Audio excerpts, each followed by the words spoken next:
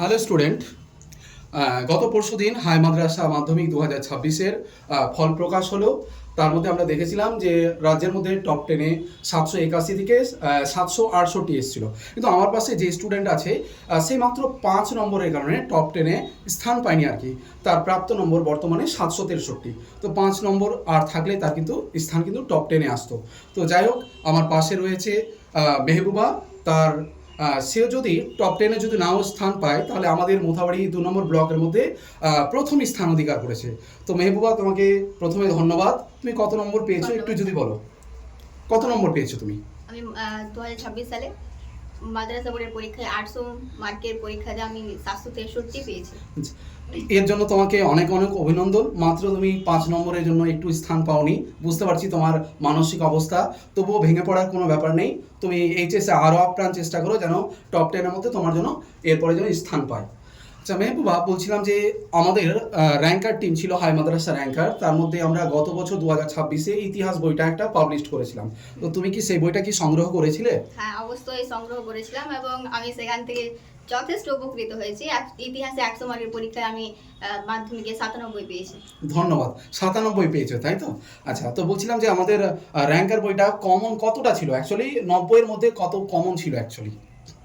89 মার্কেরই common ছিল, শুধু একটা এমসিকিউ বাইরে থেকে ছিল। আচ্ছা আচ্ছা, তাহলে 90-এর মধ্যে 89 কমন ছিল, অর্থাৎ 99% কমন ছিল। আচ্ছা, তো মেহবুবা, বলছিলাম যে যারা 2027-এ যারা মাধ্যমিক হাই মাদ্রাসা থেকে দিবে তাদের জন্য তুমি কি আহ্বান দিতে চাও, যে আমাদের এই র্যাঙ্কার বই থেকে তুমি তাদের উদ্দেশ্যে কি বলতে চাও? আমি তাদের উদ্দেশ্যে এটাই বলতে চাই, আমার মতো যদি তারা রেজাল্ট করতে চায় তো তারা অবশ্যই র্যাঙ্কার বইটা সংগ্রহ করে। অ্যান্ড আমি আশা করছি আমার থেকেও তারা হয়তো বেশি এটা বইটা পড়ে উপকৃত হতে পারে। ধন্যবাদ তোমাকে। আর মেহবুবা, তুমি যে 763 নম্বর পেয়েছো আমাদের ব্লকের মধ্যে প্রথম, তো তুমি এই স্কোরটা কিভাবে করলে? একটু যদি বলো, তোমার পড়াশোনা স্টাডি কি ছিল, কতক্ষণ পড়াশোনা করছিলে, একটু যদি বিস্তারিত একটু যদি বলো তাহলে 2027-এর ছাত্রছাত্রীদের অনেকটাই উপকারী হয়।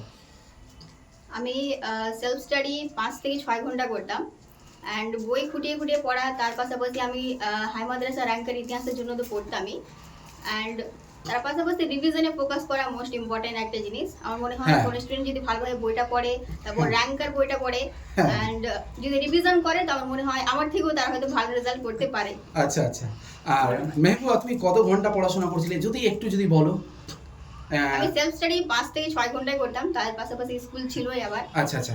তো মেহবুবা, বলছিলাম যে পড়াশোনার মধ্যে যেমন মুখস্থ বিদ্যা, তার মধ্যে ধারণ শক্তি বা একটু বানিয়ে লেখার একটু যদি বিশ্লেষণটা যদি করো তাহলে অনেকটাই ভালো হয়। যে পড়াশোনার সবসময় কি মুখস্থর উপরে নির্ভর করতে হয়, না কিছু বুঝার উপরে, ধারণ ক্ষমতার উপরে কিছু একটু মেনে চলতে হয় আর কি? কনসেপ্ট ক্লিয়ারিটি তো মোস্ট ইম্পর্টেন্ট জিনিস, কিন্তু তারপর ইতিহাসটা অনেকাংশে কনসেপ্ট বুঝে তারপর বানিয়ে বানিয়ে লেখা যায়।